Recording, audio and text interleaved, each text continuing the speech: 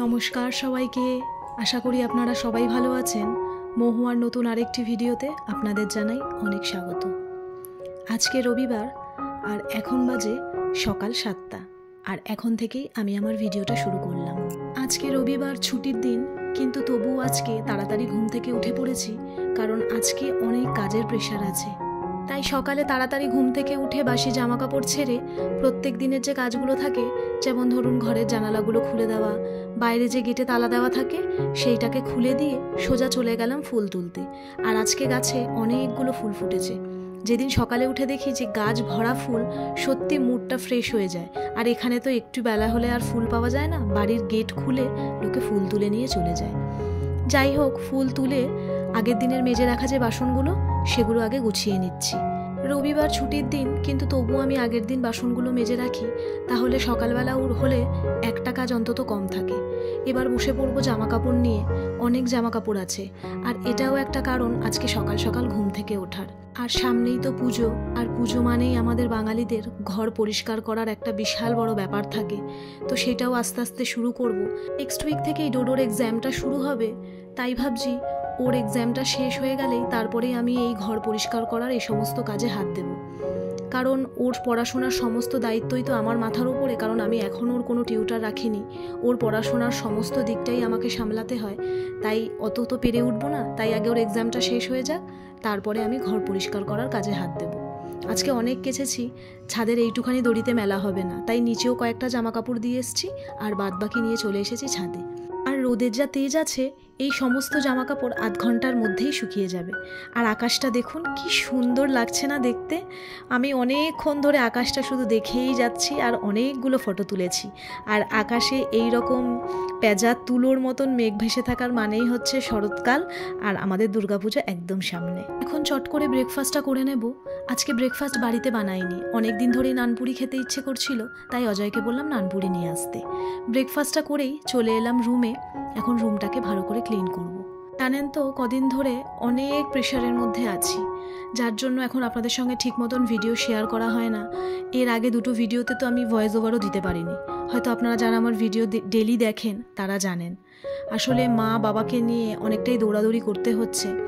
এর আগের ভিডিওতে আপনাদের বলেছিলাম যে আমার মায়ের হাতে একটা মাইনর অপারেশন হওয়ার কথা ছিল, কিন্তু এই হসপিটালের এই সমস্ত পরিস্থিতির জন্য এখন আর অপারেশনটা হয়নি। ওরা 1.5-2 মাস পর ডেট দিয়েছে, কিন্তু এখন আর মায়ের অপারেশনটা করাবো না, একেবারে পুজোর পরেই করাবো, কারণ মায়ের হাত নিয়ে খুব একটা অসুবিধা নেই। তারপরে বাবারও তো অ্যাক্সিডেন্ট হয়েছিল, কিন্তু বাবার পায়ে যে জায়গাটা ক্ষত, সেই ক্ষতস্থানটা কিছুতেই সারছে না। অনেক ওষুধ খাচ্ছে, ডাক্তার দেখিয়েছে, তাই বাবাকে নিয়েও একটু হসপিটালে দৌড়াদৌড়ি করছি। এখন জানি না, ডক্টর অনুমান করছে হয়তো ভেতরে কোনো টিস্যু চেপে গেছে, তার জন্যও হতে পারে। ওই জন্য বাবার পায়ের MRI করতে দেওয়া হয়েছে, আর কিছু ব্লাড টেস্টও দিয়েছে। সেই সমস্ত করে এখন যদি সেরকম কিছু হয় তাহলে বাবার পায়ে সার্জারি করাতে হবে। জানি না কি হবে, অনেকটাই প্রেশারের মধ্যে আছি। দিন রাত ঠাকুরের কাছে একটাই প্রার্থনা করছি, পায়ে যেন কোনো রকম সার্জারি করাতে না হয়। বুঝতেই তো পারছেন, সামনেই পুজো, আর এই পায়ের জন্য আমার বাবা একদমই বাইরে বেরাতে পারছে না, কোনো রকম কাজে যেতে পারছে না। আর সমস্ত প্রেশার এসে পড়েছে মায়ের ঘাড়ের ওপর, বাজারে যাওয়া, সমস্ত কিছু ঘরের কাজকর্ম করা। বাবাও ওই পা নিয়ে যতটুকু পারছে মাকে হেল্প করে যাচ্ছে, কিন্তু বিশ্বাস করুন এই জিনিসটা আমি একদমই দেখতে পাচ্ছি না। আমার ভালো লাগছে না যে বাবা এইরকমভাবে আজকে 1.5 মাস মতন হয়ে গেল পাটাকে নিয়ে ওইভাবেই পড়ে আছে। তাই যতদিন না সব কিছু ঠিক হচ্ছে, মাথার ওপর থেকে যেন টেনশনই যাচ্ছে না। সমস্ত কাজও সেরে ফেললাম। এখন যেহেতু স্নানে যাব, তাই স্নানে যাওয়ার আগে এখানে ট্যান রিমুভ করার জন্য আমি একটা প্যাক তৈরি করছি। প্রায় অনেক মাস পর আমি এই সমস্ত জিনিস অ্যাপ্লাই করছি, এখন একদমই সময় হয় না।